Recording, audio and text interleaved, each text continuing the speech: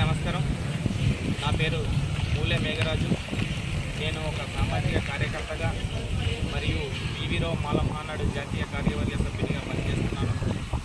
ఈరోజు దీక్ష కూర్చోవడానికి ఒక ముఖ్య ఉద్దేశం, మెట్లవెల్లి గ్రామంలో ఒక ఆర్టీసీ బస్టాండ్ నిర్మాణం జరిగింది.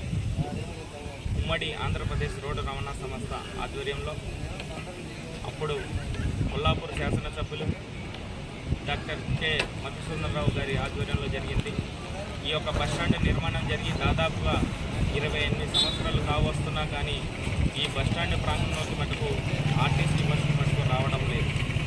ఇదే విషయాన్ని తెలంగాణ రాష్ట్రం ఏర్పడ్డాక కొల్లాపూర్ డిపో మేనేజర్ మరియు ఆర్టీసీ ఉన్నతాధికారుల దృష్టికి ఎన్నోసార్లు చాలామంది రాజకీయ నాయకులు కానివ్వండి, సామాజిక కార్యకర్తలు కానీ వాళ్ళ దృష్టికి తీసుకెళ్ళినా కానీ ఆర్టీసీ అధికారుల మటుకు నిర్లక్ష్యం వహిస్తున్నారు.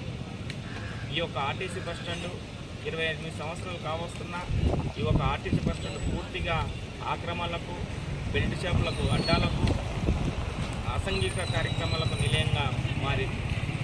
ఇప్పటికైనా ఆర్టీసీ అధికారులు తక్షణమే స్పందించి ఆర్టీసీ బస్టాండ్ పూర్తిగా ప్రజలకు అందుబాటులోకి తేవాలని ఈ యొక్క దీక్ష కొనసాగిస్తున్నాం.